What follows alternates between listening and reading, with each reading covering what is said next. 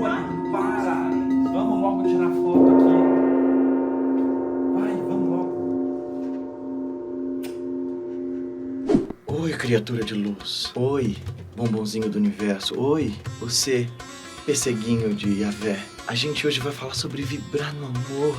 A gente vai falar sobre o amor. A gente vai falar sobre como a gente vibra no amor. E você entra na estação do amor para acessar as luzes cósmicas do Deus que habita em mim e em você.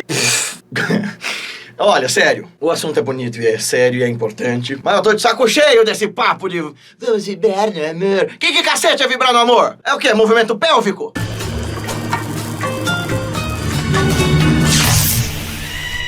Entendeu? Entendeu, Matheus? Pra mim essa é a única forma de vibrar no amor. Sério, gente. Eu tava num lugar muito interessante. E aí algumas das pessoas começaram a fazer perguntas. E o vocabulário New Age entorpece o nosso entendimento das coisas, né? De um lado, você tem gente achando que amor é um estado de vibração. Você nem sabe explicar o que é vibração. Você não sabe definir isso. Pede pro físico te explicar o que você tá chamando de vibrar no amor, que ele vai ficar biruta com a tua ideia. Você é burro, cara, que loucura. Como você é burro. E por outro, você tem um monte de gente cética quanto à ideia de amar, justamente por conta da gente ter transformado o amor ou num melodrama hollywoodiano patife, circunstancial, que depende de gosto ou desgosto, de afinidade ou não. E aí essas pessoas acham que amor não é possível, que amor é só um jogo de interesses, um jogo de hormônios. A verdade é que muito provavelmente você nunca se permitiu amar e ser amado em totalidade. Em outras palavras, é bem provável que essa nossa sociedade não faça mais cretina ideia do que seja o amor. Essa loucura que nos arrebata e ressignifica tudo. Por isso que quando um místico de verdade está em estado de embevecimento, apaixonado, as pessoas olham para ele como um fanático, mas é tão diferente esse amor do místico de mero delírio e infatuação fanática, porque a infatuação fanática depende de um monte de coisa que a gente vai falar depois da vinheta, mas o lance é, vamos tentar discutir quão poderoso, arrebatador, necessário e urgente é o amor de verdade. Por que é que, século após século, todo mestre de verdade que vem ao mundo nos fala sobre esse troço de um jeito diferente? E por que ele é a coisa mais importante que um buscador tem que mirar?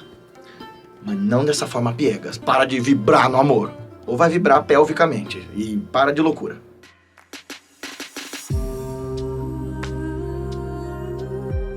Seja bem-vindo, bem-vinda. Aqui a gente fala de revolução de si, de filosofia, de autoconhecimento, dos caminhos que nos levam a experimentar a nossa consciência e a realidade mais profunda de nós mesmos. E aqui a gente quer falar sobre meditação e sobre mergulhar fundo aí dentro de você para saber quem é você, qual é o sentido último disso que a gente chama de a nossa existência. Há um tempo, além da história do vibrar no amor, há um tempo atrás eu estava vendo um debate ali no Inteligência Limitada, do reverendo Caio Fábio, e de um rabino e um imã. Acho que era isso, é cristianismo, judaísmo e islã, né? Os três monoteísmos. E o Caio certamente é um místico, no que o sentido mesmo da palavra pressupõe, né?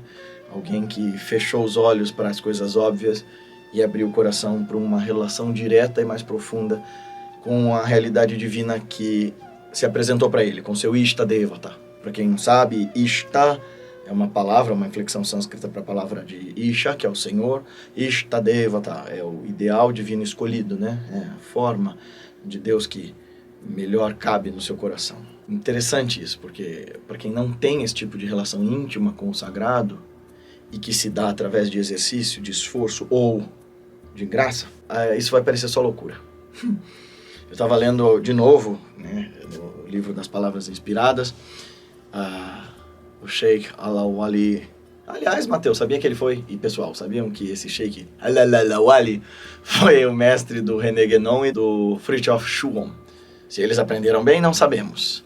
Mas que esse Sheikh era um grande mestre, sem dúvida. E ele diz assim que você tem dois tipos de seres enamorados por Deus, seres apaixonados por Deus, os amantes e os amados. aqueles que buscam e aqueles que já foram encontrados. Os que buscam são aqueles da sadhana, do esforço, aqueles que vão fazer uma série de disciplinas para abrir esse espaço no coração, e eles estão enlouquecidos dessa paixão. Paixão como sofrimento mesmo, essa falta, essa ausência. E outros que foram tocados, que já gozam da companhia divina, estão em estado de perpétuo gozo, de um outro nível de compreensão das coisas. Eu coloco o Fábio nesse lugar, o Caio Fábio. Não estou dizendo que ele é iluminado, eu estou dizendo que ele parece gozar desse lugar da relação com Deus, dessa entrega do poema do Hafiz que a Bia falou para nós, né? Que a diferença entre o místico e nós é que o místico, ele diz assim, a nossa relação com Deus é como um jogo de xadrez. E o místico acabou de ser rendido por Deus com uma jogada tão genial, tão maravilhosa, que ele tá pulando, saltando de alegria, dizendo, eu me rendo. Aí o Hafiz fala, enquanto você, meu querido, receio que pense ainda ter uma série de movimentos muito inteligentes a fazer para vencer Deus nesse nosso jogo. Essa é a diferença. É amor e entrega, né? E eu tô falando do Caio Fábio porque naquele debate eles estavam discutindo sobre a ética dos caminhos espirituais e o Caio colocou que a coisa mais importante que deve ser conservada no coração de um verdadeiro devoto, sem dúvida alguma, é o amor. Porque quando o amor é a lei fundamental pela qual você guia todas as outras coisas, enxergar o outro com compaixão é natural, porque compaixão é o amor posto em prática. Né? Reconhecer o sofrimento do outro e desejar que ele se livre do sofrimento. A bondade amorosa não é outra coisa senão amor também posto em prática em prol da felicidade do outro. Né? Enquanto compaixão é reconhecer o sofrimento, bondade amorosa é desejar a felicidade, construir a felicidade comum. É uma marca que não pode ser vista. Ela está entranhada em você. Que marca é? Amor, Harry. Amor.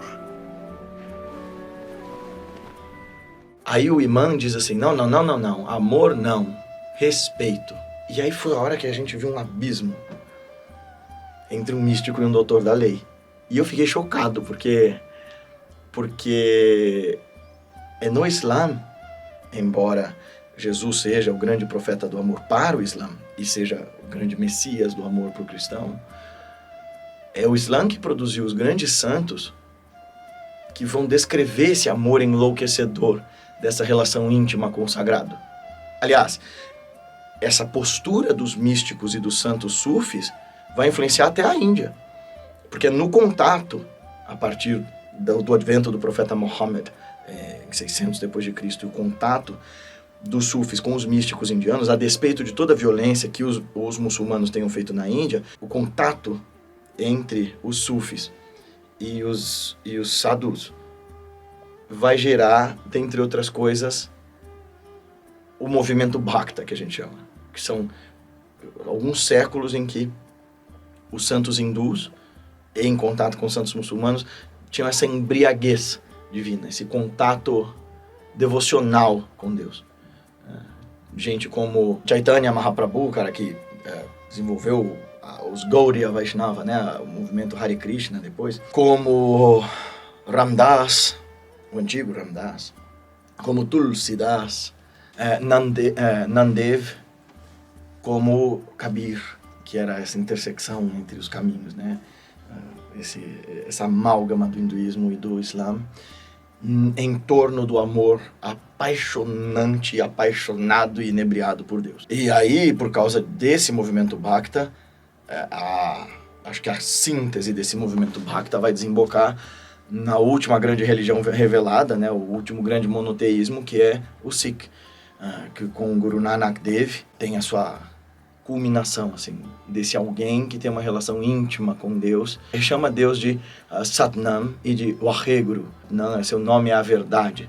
E o Waheguru é o supremo mestre. Então eu achei estranho que esse imã que estava falando com o Caio, que é herdeiro dessa tradição, que influenciou fundamentalmente tanta gente, incluindo São Francisco de Assis e Santa Teresa d'Ávila e São Tomás de Aquino e São João da Cruz, porque todos eles não só leram os filósofos gregos através dos árabes, mas também conheceram os místicos árabes, sobretudo São Francisco de Assis, conheceu os místicos sufi e era ele mesmo um místico. Fiquei surpreso de ver um muçulmano falar que o respeito se sobrepõe ao amor. Pensei, ele não entendeu nada. Porque amor não é infatuação, não é afeto. Amor não é gostar. Fiquei um pouco chocado de ver uma pessoa que se diz religiosa. Chocado não, né? Porque desde o princípio dos tempos, os caras que decoram a letra das escrituras sagradas são as primeiras pessoas que vão perverter essas escrituras, vão entender bulhufas delas e vão desviar as pessoas do caminho divino ao invés de colocá-los nele. Haja visto que eu falei naquele vídeo sobre pecado, né? O cristianismo fez questão de transformar o que Jesus disse sobre o pecado e pecador como um ensinamento técnico sobre o reconhecimento da compaixão, como um mecanismo de criar medo e pavor e tal. A história de você impor respeito ao invés de amor tem muito a ver com essa ideia de você tolerar o outro, de você engolir o outro porque o outro é filho de Deus e assim, ele é inferior a você talvez porque ele não tem a mesma fé ou ele não tem a mesma compreensão, mas você tem de respeitá-lo. Tolerância e respeito são muito inferiores. São forças dependentes de lógica, são forças dependentes de razão. E não é que o amor seja irracional. O amor é um conhecimento, mas é um conhecimento intuitivo e profundo. Ou, como diria o padre Contieri, nossa, hoje eu estou citando Deus e o mundo, né? Teve uma vez que o padre Contieri, que é um intelectual católico, fez uma fala no Café Filosófico e ele definiu o amor como uma rendição sem reserva ao outro. Então você se solta, você se larga. Mas no caso do místico, a primeira rendição e a última será essa força divina. Essa força divina que, como disse o Imam Al-Awali, ela está sempre correndo de você. Você está sentindo essa falta, você sente Deus como a mais íntima relação que você tem, mas ao mesmo tempo é invisível, ao mesmo tempo é impalpável, ao mesmo tempo você está ali. Essa é a ideia do giro sufi, sabe? É como se você estivesse, sabe, dando as voltas como um planeta em sua órbita, como um cachorro atrás do próprio rabo. Você está perseguindo o amado, que está falando na direção do seu coração, no seu ouvido esquerdo, e você está dando voltas e mais voltas, tentando encontrá-lo. E vou te falar, cara, do fundo do meu coração, que quando você ouve, não tem nada que supere isso, essa relação de tá tudo certo, sabe? De novo, fica parecendo papo de religioso maluco. Mas isso só é possível quando há uma quietude, quando há uma submissão, não a uma pessoa, mas à realidade da vida. Mesmo que você seja um cara não religioso, mesmo que você seja, por exemplo, de uma religião não deísta, essa submissão é a esse maravilhamento, esse encantamento com essa totalidade que é existir no aqui e agora. É isso que é estar aberto à graça, sabe? É ter um relacionamento íntimo com o divino. Jesus falava, né? Vede milagres e crereis. Eu acho tão curioso que a gente não enxergue as coisas que a gente conquistou na humanidade, os avanços na medicina, na comunicação, como milagres dessa inteligência que tudo permeia e que se manifesta em tudo, que é tudo. A razão de a gente romantizar o amor, circunstancializar o amor, pensar que amor é sentimento, é porque a gente quer viver esse sentimento de uma forma egoísta, de uma forma inflamada, de uma forma delirante. E, curiosamente, o amor é delírio, mas é um delírio de uma profunda lucidez, de uma outra direção.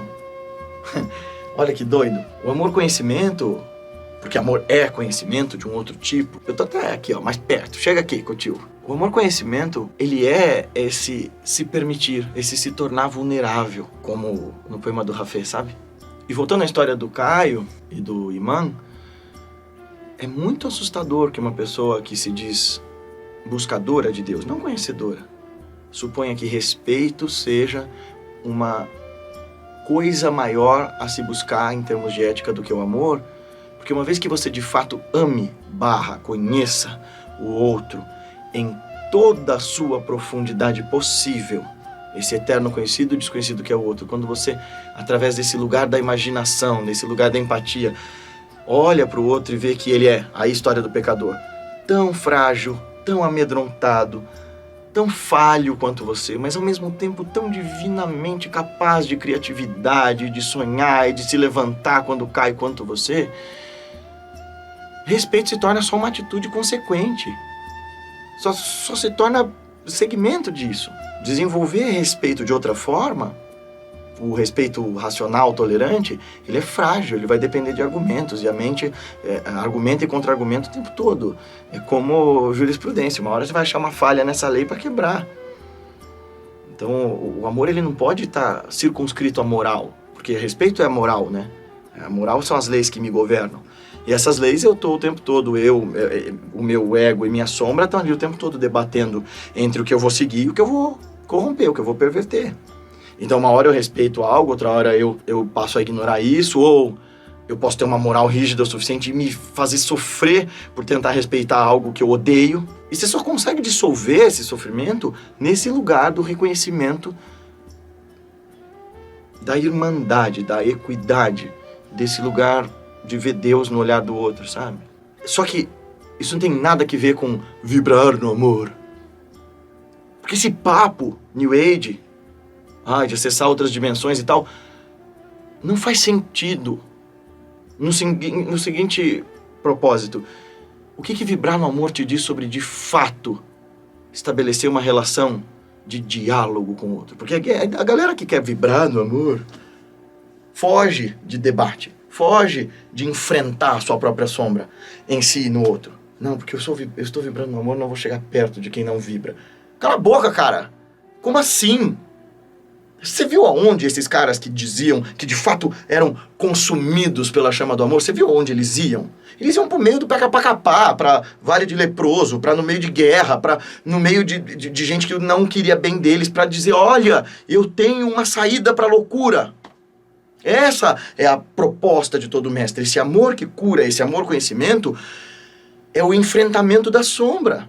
É o abraçar da noite escura da alma para dar o próximo passo. E isso tem a ver com arregaçar as mangas e ir ao trabalho. E desde distribuir comida e ser útil e estudar e fazer por onde, sabe? E pôr a mão na massa até a se desafiar, olhar para os seus traumas, para os seus complexos e passar a fazer um trabalho profundo de reconhecimento e de apaziguamento deles a partir desse amor virado para si. Essa relação de rendição que a machadadas abre o nosso coração, né? Porque, como diz o Rumi, é pela rachadura que a luz entra no coração. Mas você não vai entender o que eu estou falando enquanto você não soltar da pretensão do eu já sei, enquanto você não soltar da pretensão do eu conheço, eu já dominei. Enquanto você não soltar de todo esse mundo construído que te dá essa segurança. Porque esse amor é o equivalente a pular de bungee jump sem corda. É se soltar no desconhecido.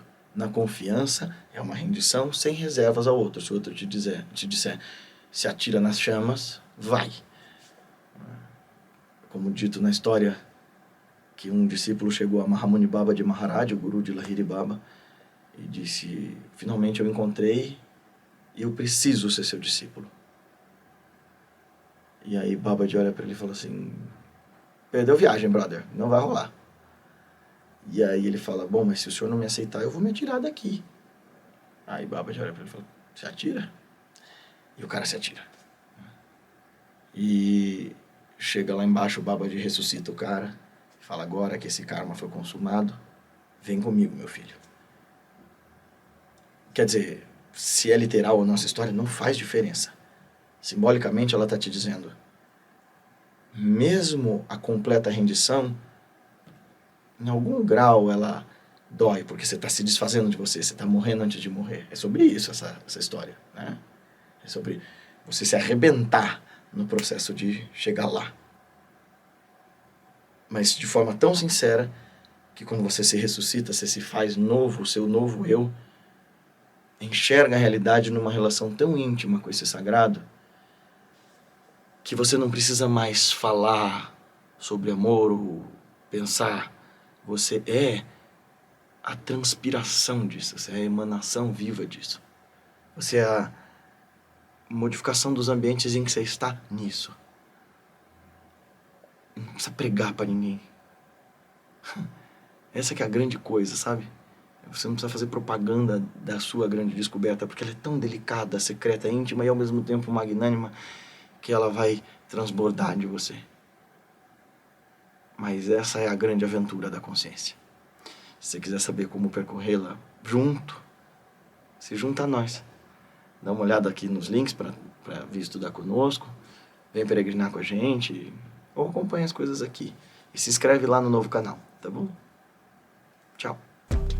Gostou desse vídeo? Então não esquece de compartilhar com seus amigos em todas as suas redes sociais e fazer com que essa nossa Sangha Online, esse nosso trabalho, essa nossa comunidade de pessoas que praticam juntas, cresça e essa mensagem se espalhe, transformando mais vidas. Dá uma olhada no nosso clube de membros. Lá vai ter um monte de conteúdo exclusivo, uma série de lives e de leitura de ensinamentos, poemas e textos dos mestres que ajudem a gente a desvendar os caminhos da nossa consciência e realizar de fato a revolução de si, nos tornando hoje melhores do que nós fomos ontem e amanhã melhores do que nós somos hoje. Até o nosso próximo vídeo. Até mais!